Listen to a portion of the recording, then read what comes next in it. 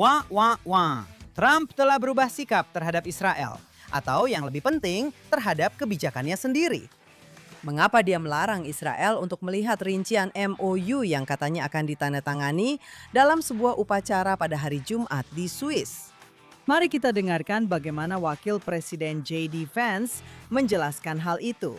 Mengapa kita semua tidak bisa melihat MOU itu sekarang? Alasan mengapa kami belum merilisnya adalah karena ada beberapa hal diplomatik yang sensitif sedang berlangsung di mana pihak Iran, dan bukan hanya Iran, tetapi juga beberapa mediator kami dari Pakistan dan Qatar telah meminta kami untuk mengatur urutannya dengan cara yang tepat.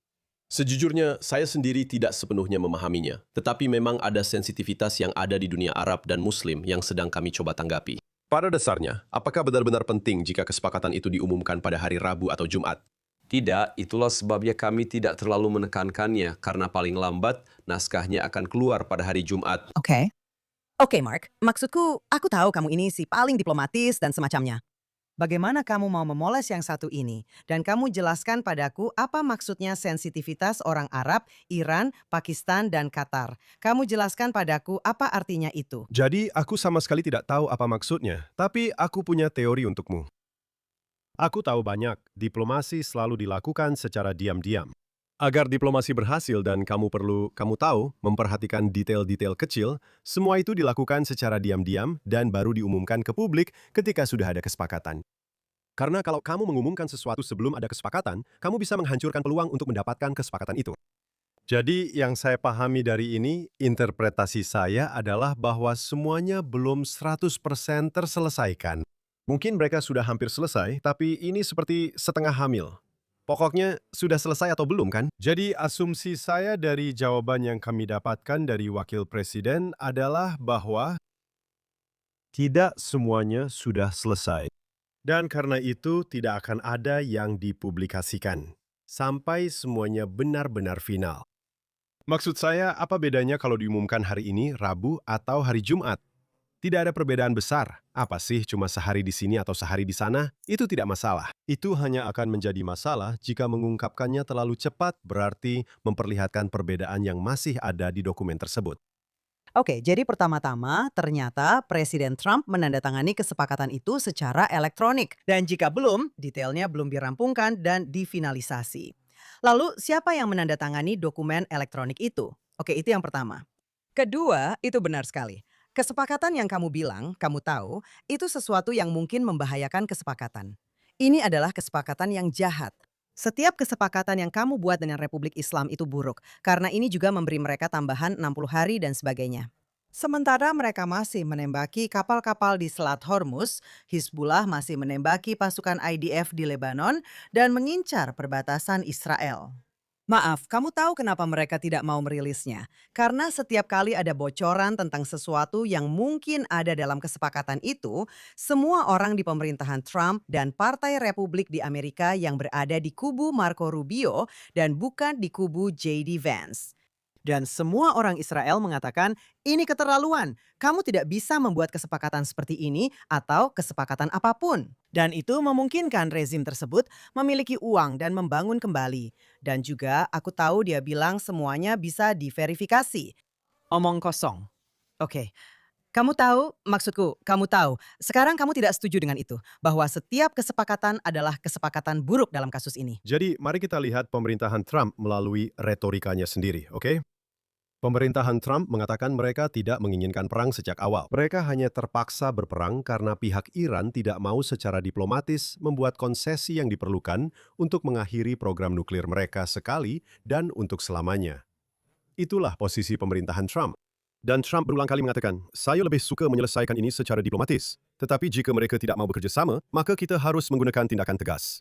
Dan itulah yang benar-benar terjadi. Tapi tidak diragukan lagi sejak hari pertama, Trump menyatakan lebih memilih hasil diplomatis. Tapi bukan, katanya, menurut kata-katanya sendiri, bukan kesepakatan lunak ala Obama untuk Iran, tapi sebuah pengaturan yang benar-benar mengakhiri program nuklir mereka sekali dan untuk selamanya. Sekarang saya akan berargumen, saya tahu kamu tidak menerima itu, tapi itulah yang secara konsisten dikatakan pemerintahan Trump selama beberapa bulan terakhir. Saya akan berargumen bahwa apa yang mereka lakukan sekarang justru sangat merugikan diri mereka sendiri dari sudut pandang mereka sendiri. Bukan dari sudut pandang Israel, bukan dari sudut pandang Ruti Blumenthal, bukan dari sudut pandang Mark Regas, tapi dari sudut pandang mereka sendiri, mereka telah merugikan diri mereka sendiri. Kenapa?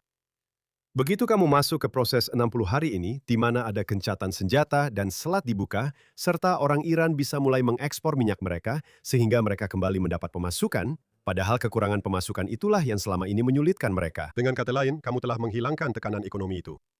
Dan jika akan ada semacam pelonggaran sanksi atau semacam pencairan dana, jadi kamu mengurangi tekanan ekonomi pada mereka. Kamu juga mengurangi tekanan militer pada mereka karena mereka sedang dalam gencatan senjata, kan? Jadi, kenapa menurutmu mereka akan membuat konsesi sekarang?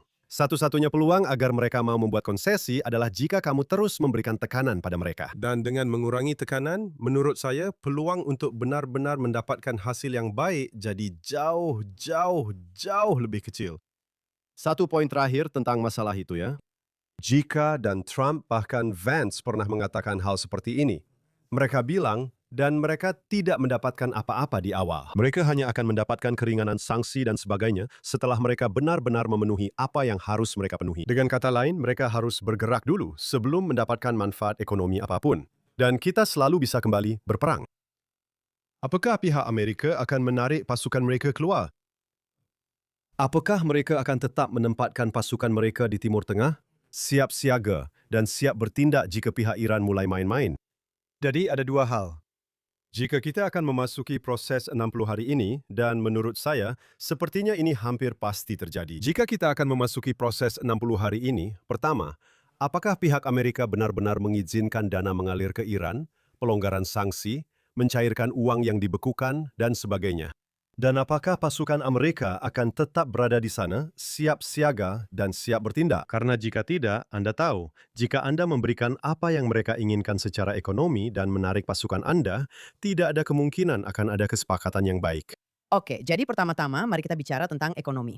Kita semua tahu bahwa masyarakat Amerika, dan bukan hanya masyarakat Amerika tetapi juga ekonomi global, sangat terdampak oleh, sekali lagi, Republik Islam Iran. Saya tidak suka menyebut Iran karena rakyat Iran tidak pantas dikategorikan bersama para penindas jahat itu. Baiklah.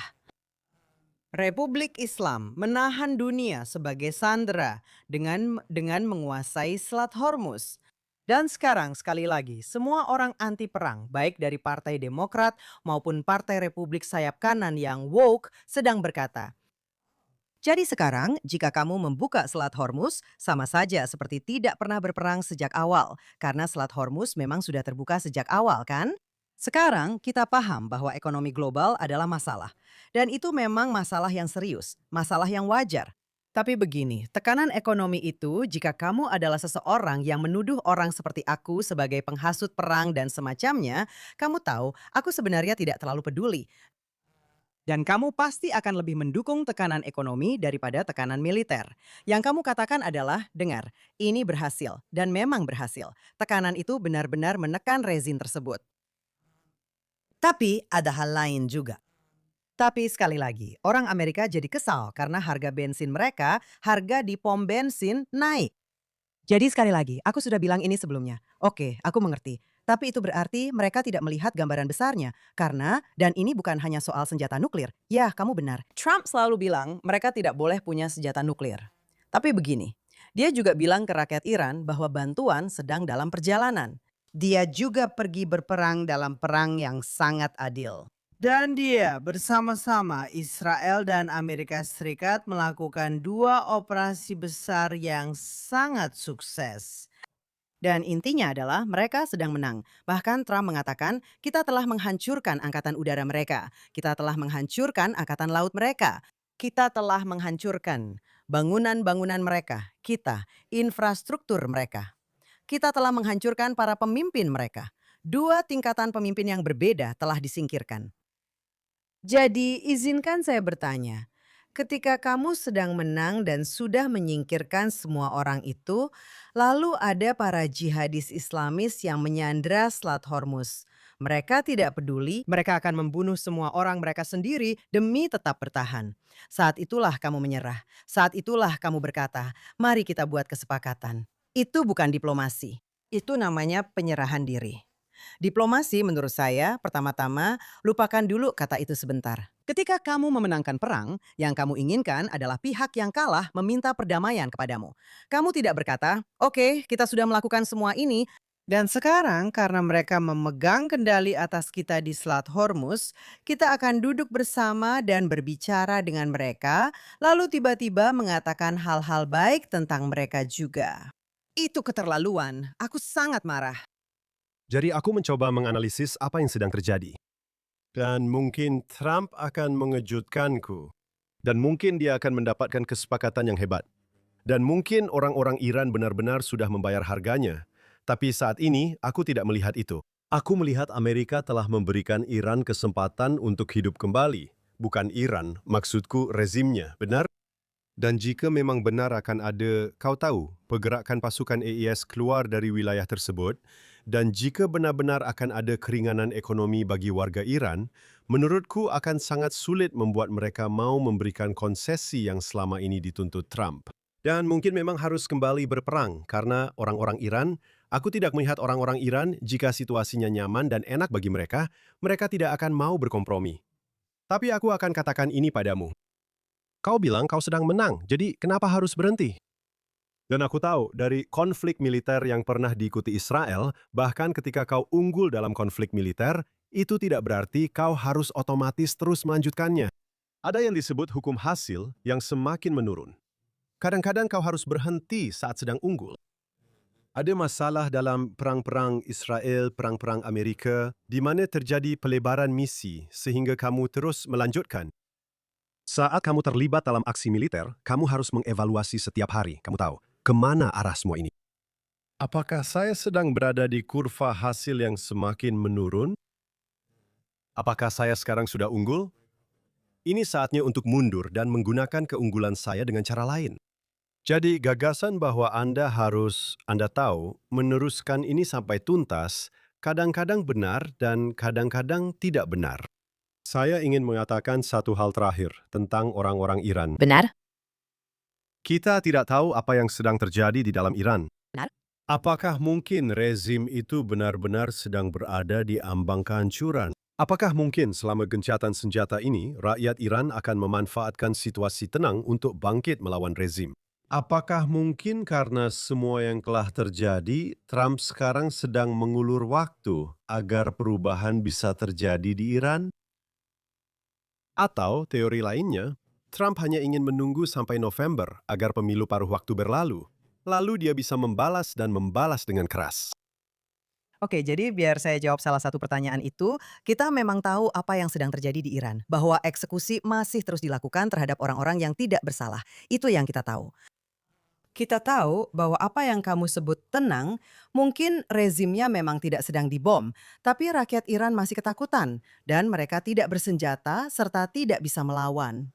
Dan memang benar bahwa Presiden Trump benar sekali bahwa banyak pemimpin dan banyak anggota pasukan revolusioner serta Basij telah disingkirkan.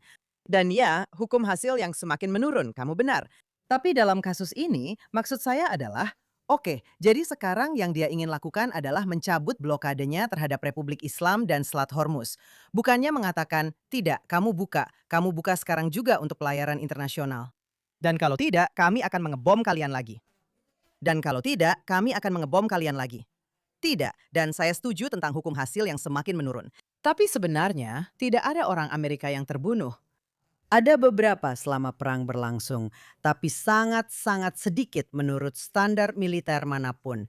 Dan orang Israel juga sama. Oke, kita sudah. Dan sebenarnya lebih banyak orang Israel yang terbunuh. Dan bukan di Iran, tapi di Lebanon. Dan begini, kita tahu itu.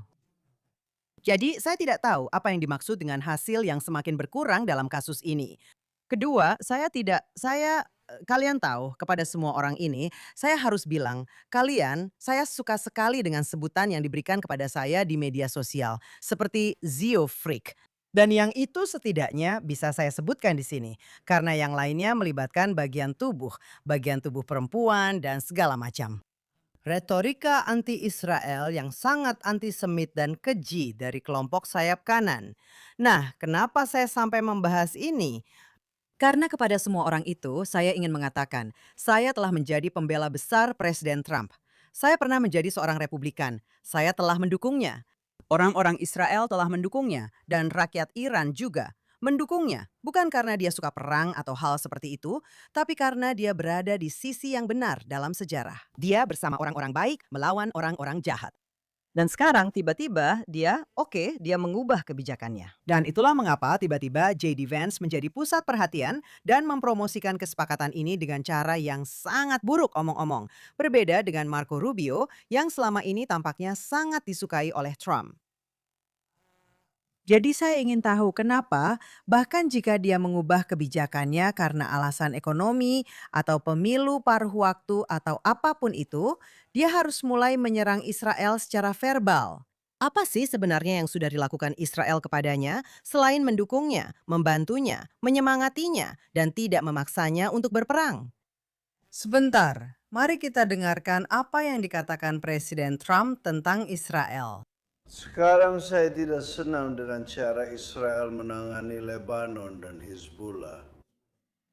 Mereka seharusnya bisa melakukan ini lebih cepat. Ini terus berlangsung tanpa akhir. Dan ketika itu terjadi, hal itu memberikan citra negatif pada kesepakatan besar. Dan itu adalah kesepakatan dengan Iran. Saya akan bilang begini, Israel bertempur melawan Hizbullah terlalu lama dan terlalu banyak orang yang terbunuh. Dan Anda tidak perlu meruntuhkan sebuah gedung apartemen setiap kali Anda mencari seseorang. Karena ada banyak orang di gedung apartemen itu. Dan mereka tidak semuanya Hizbullah. Itu bisa saya katakan pada Anda. Dan saya menyarankan kepada Israel untuk membiarkan Suriah yang menangani Hizbullah. Karena sejujurnya, menurut saya, mereka akan melakukan pekerjaan itu dengan lebih baik. Bolehkah saya menanggapi?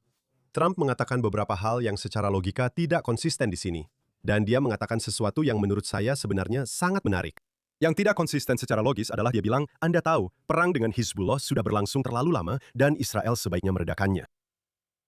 Tapi kalau dia mengeluh perang sudah berlangsung terlalu lama, Israel seharusnya tidak meredakannya. Israel seharusnya justru meningkatkan dan kita harus menyelesaikannya, benar? Dan saya pikir itu sangat benar. Dan ada satu lagi yang dia katakan, Anda tahu ya, tidak ada yang terbunuh di Israel oleh roket-roket itu. Jadi tidak ada alasan bagi Israel untuk merespons seperti yang kami lakukan. Nah, ketika dua pilot helikopter Amerika juga tidak terluka, tapi Amerika dia sendiri melihat perlunya untuk merespons. Jadi banyak dari ini menurut saya karena dia sedang dalam negosiasi yang sensitif dengan Iran. Dan dari sudut pandangnya, orang Israel yang menyebabkan masalah baginya karena dia memberikan bahan pembicaraan kepada Iran. Kamu harus menghentikan orang Israel. Kamu harus menghentikan orang Israel. Saya tidak yakin seberapa serius hal ini. Yang saya temukan menarik adalah komentarnya tentang orang-orang Suriah. Dan sebenarnya, menurut saya, ini lucu karena Israel adalah negara barat seperti Amerika Serikat dan kita memiliki nilai-nilai demokrasi dan kita tidak membantai orang-orang tak bersalah. Tapi, kamu tidak bisa mengatakan hal itu tentang pemerintah Suriah. Dan seluruh idenya adalah bahwa Israel menghancurkan gedung-gedung apartemen di mana mungkin ada warga sipil serta Hizbullah, benar? Jika orang-orang Suriah benar-benar terlibat, saya rasa kamu akan melihat sedikit pembantaian. Kita tahu siapa rezim Suriah itu. Dan menarik bahwa dia akan, maksud saya, itu menyiratkan bahwa Israel tidak cukup berhati-hati terhadap, kamu tahu, korban sipil. Dan entah bagaimana orang-orang Suriah akan lebih berhati-hati. Tapi pada isu yang lebih besar, Israel ada di Lebanon Selatan, kami menghancurkan infrastruktur Hizbullah di sana. Bagus bahwa kami ada di sana. Kami akan melakukan pekerjaan penting di sana, dan kami akan tetap di sana selama kami perlu berada di sana. Tapi di Lebanon Timur, di apa yang disebut lembah BKA, ada berbagai macam infrastruktur Hizbullah yang tepat di perbatasan dengan Suriah. Apakah Presiden Trump mengundang orang-orang Suriah untuk melintasi perbatasan ke markas-markas Hizbullah di Lebanon Timur di BKA dan pada dasarnya mengatakan, apa yang dilakukan Israel di selatan, kalian perlu lakukan di timur? Saya tidak tahu apakah itu yang dia maksud, tapi saya harus bilang satu hal. Saya tahu dia suka memuji para diktator dan pemimpin jahat dan semacamnya. Dan Asyara akan, maksud saya Tuan ISIS Al-Qaeda, yang katanya sudah berubah, dia akan masuk ke Lebanon dan memenggal setiap orang Kristen yang dia temui. Itu benar-benar hebat, Trump. Terima kasih banyak. Tapi itu bahkan bukan intinya. Masalah saya dengan dia adalah bagaimana bisa dia berani mengatakan kita membunuh terlalu banyak orang dan kita hanya menjatuhkan gedung apartemen di mana bukan hanya ada Hizbullah. Bagaimana dia bisa berani? Kami memperingatkan warga sipil untuk menyingkir. Kami melakukan serangan yang sangat terarah. Kami juga, ini benar terjadi di Gaza. Ini juga benar dalam peperangan kami. Setiap ahli peperangan telah mengatakan demikian. Tidak ada yang melakukan peperangan di perkotaan sebermoral kami, bahkan dengan merugikan pihak kami sendiri.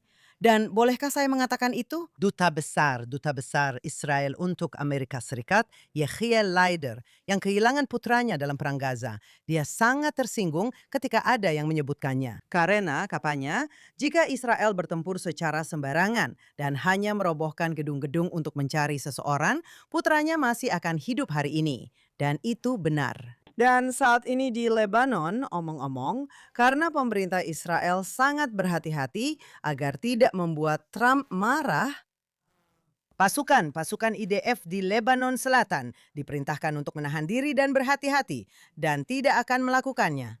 Dan itu membuat mereka menjadi sasaran empuk karena Hizbullah belum berhenti menembak. Dan izinkan saya katakan, jika dalam kesepakatan itu, menurut semua pihak jahat yang menekan pemerintahan Trump, jika dalam kesepakatan itu disebutkan bahwa mereka hanya akan menandatangani jika semua pihak menghentikan tembakan dan Israel harus menarik diri dari Lebanon. Itu mungkin yang dia khawatirkan. Dan jika itu tertulis dalam nota kesepahaman, semoga Tuhan menolong kita. Dan yang kedua, kita tahu bahwa itulah yang akan diminta oleh Republik Islam dalam kesepakatan akhir apapun. Dan poin terakhir saya sebelum saya serahkan kepada Anda adalah untuk semua orang yang berpikir bahwa Israel menginginkan tentara Amerika mati atau semacamnya, itu sangat tidak masuk akal. Dan saya katakan kepada Anda, Israel, jika kami harus melakukannya sendiri, kami akan lakukannya sendiri. Dan bukan hanya di Lebanon, kami mungkin harus menyerang Iran sendiri. Yang omong-omong sudah kami lakukan. Kami, Angkatan Udara kami, bahkan seperti yang dikatakan para pilot AS Resikan, Angkatan Udara kami tak tertandingi. Dan jika kami harus melakukannya, dan jika kami harus masuk ke sana dan melawan mereka, serta mengalahkan Iran sendiri, sementara kami juga menghadapi Hizbullah, saya tidak tahu. Kami mungkin harus melakukannya. Dan jika kami harus melakukannya, kami akan melakukannya. Jadi, saya setuju dengan apa yang baru saja Anda katakan. Tapi saya keberatan ketika Anda menyebut tentara kami di Lebanon Selatan sebagai sasaran empuk. Saya tidak menerima itu. Mereka adalah tentara tempur di medan yang sulit. Mereka berjuang keras. Mereka menghadapi infrastruktur Hizbullah di sana. Mereka melindungi diri mereka sendiri dan menjalankan misi mereka. Mereka melindungi rakyat Israel, terutama mereka yang tinggal di komunitas utara yang telah sangat menderita. Mereka adalah tentara tempur di zona pertempuran. Sayangnya, beberapa dari mereka terluka dan beberapa gugur. Tapi mereka bukan sasaran empuk. Mereka berjuang untuk negara kita, untuk rakyat kita. Dan saya tidak berpikir mereka berada dalam situasi dan tidak ada pemerintah di Israel yang akan menempatkan mereka dalam situasi di mana mereka tidak bisa membela diri dari serangan Hizbullah. Saya ingin lanjut. 1 detik sebelum kamu lanjut, nanti aku persilahkan. Ada laporan yang datang dari para tentara bahwa sejak nota kesepahaman diumumkan, para tentara ini diberitahu oleh komandan mereka, jangan lakukan apapun. Jangan menembak sampai kamu mendapat izin. Itu benar. Kamu tidak bisa begitu saja, mungkin memang ada pembatasan. Tidak. Mereka memang sedang dibatasi dengan cara yang sebelumnya tidak. Ya, Angkatan Udara kita masih melakukan serangan. Aku bilang padamu, Mark, ada laporan langsung dari para tentara di lapangan bahwa perintahnya telah berubah sejak nota kesepahaman itu pertama kali ditandatangani. Aku tidak tahu apakah itu benar, tapi bahkan jika benar, menyebut tentara Israel yang sedang bertempur sebagai sasaran empuk itu tidak tepat. Mereka ada di sana, mereka kuat, mereka bertarung, dan mereka melakukan pekerjaan dengan baik. Apakah ada pembatasan yang diberlakukan karena alasan politik yang lebih besar? Saya rasa memang ada, dan di sini saya ingin masuk ke isu yang tadi Anda bicarakan. Dikatakan akan ada gencatan senjata di Lebanon yang akan menyertai periode 60 hari itu. Dan mungkin inilah salah satu alasan mengapa pihak Amerika tidak ingin rumusan itu beredar di publik.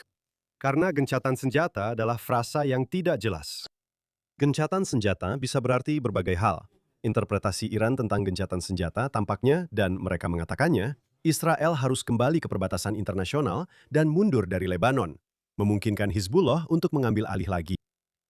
Gencatan senjata juga bisa berarti Israel berhenti di posisinya sekarang dan tetap menguasai seluruh wilayah di Lebanon Selatan yang saat ini mereka kuasai sampai negosiasi mengubah hal itu.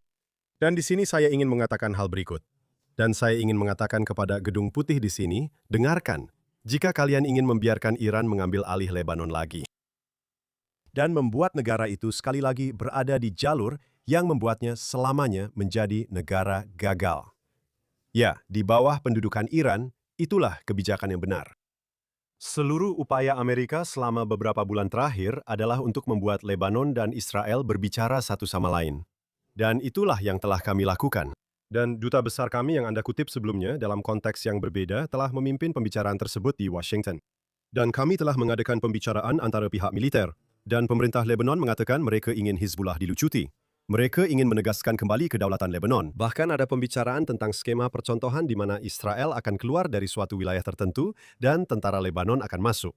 Dan banyak orang yang skeptis apakah itu akan berhasil atau tidak. Tapi ada diskusi serius tentang bagaimana kita bisa memiliki hubungan yang lebih baik antara Israel dan Lebanon. Lebanon yang selama ini menjadi wilayah pendudukan Iran melalui Hizbullah, ya, entah bagaimana kita mengubah dinamika itu.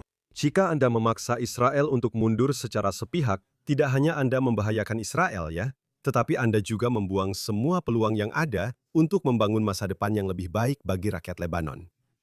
Sekarang, mari kita perjelas di sini. Orang Kristen Lebanon sudah muak dengan Hizbullah. Muslim Sunni Lebanon sudah muak dengan Hizbullah. Orang Druze Lebanon sudah muak dengan Hizbullah. Itu adalah mayoritas penduduk Lebanon, bahkan di komunitas Syiah yang selama ini menjadi basis tradisional Hizbullah. Semakin banyak retakan dalam dukungan terhadap Hizbullah. Bahkan orang-orang mereka sendiri berkata, Hizbullah, apa yang kalian lakukan? Perang apa ini? Kenapa kalian menyeret kami ke dalam perang dengan Israel demi kekuatan asing? Dan kekuatan asing itu tentu saja Iran. Jadi, ada dinamika di Lebanon yang tidak tanpa masalah.